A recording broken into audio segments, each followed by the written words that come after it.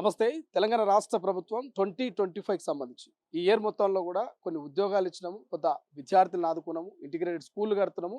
విద్యా వ్యవస్థను బలోపేతం చేస్తున్నాము.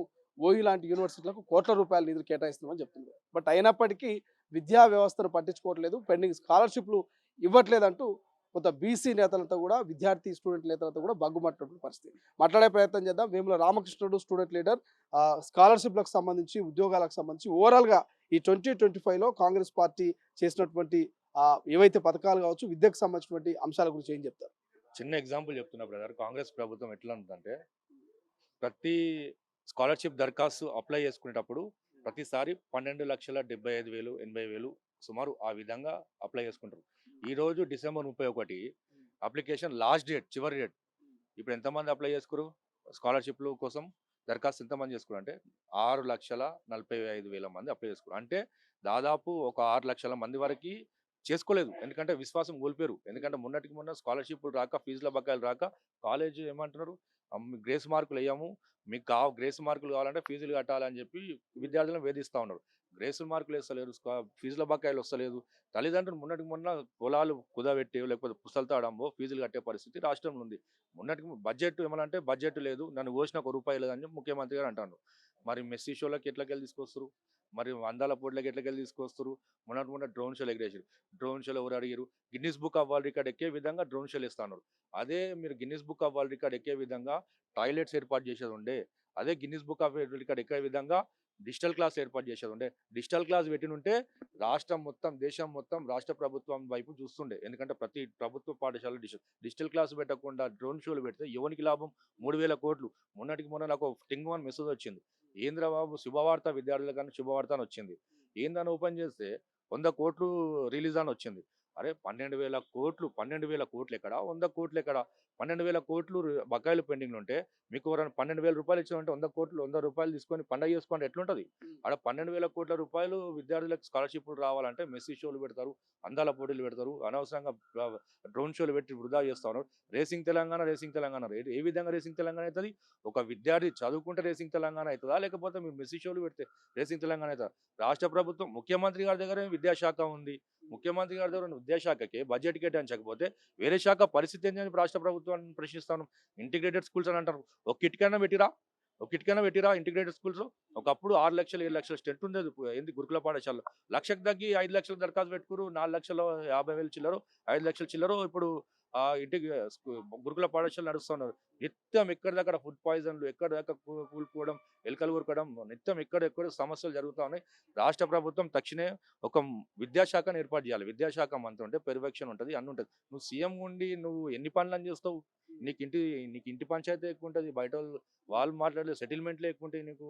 ఆహ్, ముఖ్యమంత్రి అన్నప్పుడు సరే చాలా పనులుంటాయి. అన్ని శాఖలను కూడా మేనేజ్ చేయాలి. ఒక విద్యాశాఖ ఉంటే మాకు అన్ని విధాలుగా మాకు మొన్నటికి మొన్న పోయిన అకాడమిక్ ఇయర్ ఏమైంది? ఆహ్, ప పా పాత ముఖ్యమంత్రి ఫోటో పెట్టుకొని టెక్స్ట్ బుక్స్ ఓపెన్ అయ్యాయి. అదే విద్యాశాఖ ఉండుంటే అది పర్యవేక్షణ ఉంటుండే. రాష్ట్ర ప్రభుత్వం తక్షణమే 100 కోట్లు రిలీజ్ చేస్తా, అన్ని యూనివర్సిటీలకు చేస్తా అంటారు. అరే ఫస్ట్ ఇచ్చి రావాలి గానీ, ఇస్తా అని చెప్పుడేంది? ఏమనంటే మేము 100 కోట్లు ఏసినాం అని చెప్పి సభ పెట్టుంటే బాగుండు ఉస్మానియా యూనివర్సిటీలో. ఇస్తామని చెప్తే ఎప్పుడిస్తారు? ఎప్పుడైతది? అయ్యే కథేంది? అంటే ఎలక్షన్ ముందు ఇస్తారా?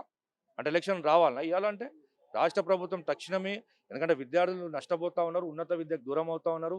ఉన్నత విద్య చదువుకోవాలంటే ఫీజులు కట్టలేకపోతా ఉన్నారు. కాబట్టి రాష్ట్ర ప్రభుత్వం తక్షణమే ఉన్నత విద్య చదువుకునేలాగా ప్రోత్సహించాలే. ఉన్నత విద్య చదువుకునేందుకు రాష్ట్ర ప్రభుత్వం కూడా ముందుకు విద్యార్థులు చదివించడానికి ముందుకు రావాలే. చదువు ద్వారానే దేశం బాగుపడతది. ఈ సమాజం బాగుపడతది. ఎవ్వరు మీరిచ్చే వైట్ రేషన్ కార్డ్ మీద ఆధారపడడు. చదువుకున్నాడంటే వాళ్ళకి 1,50,000, 2,00,000 జీతం వస్తది. వాళ్ళకు అప్పుడు నువ్వు ఇచ్చే డబుల్ బెడ్‌రూమ్ ఇయ్యి, లేకపోతే పింఛన్ ఇయ్యి, లేకపోతే ఇంకా అదేని అని చెప్పి స్కీమ్స్ మీద ఆధారపడడు. రాష్ట్ర ప్రభుత్వం బాగుపడతది, దేశం బాగుపడతది. కాబట్టి తక్షణమే మీరు పెండింగ్‌లో ఫీజుల బకాయిలు రిలీజ్ చేయాలి. లేని పక్షంలో పెద్ద ఎత్తున మిలిటెంట్ పోరాటం చేస్తాం. పెద్ద ఎత్తున సెక్రటేరియట్ ముట్టడిస్తాం. అవసరమైతే తెలంగాణ ఉద్యమం తరహా పెద్ద ఎత్తున బిలియన్ మార్చ్ చేస్తామని హెచ్చరిస్తా ఉన్నాం. ఉద్యోగాలకు సంబంధించి ఏమైనా కామెంట్ చేస్తారా?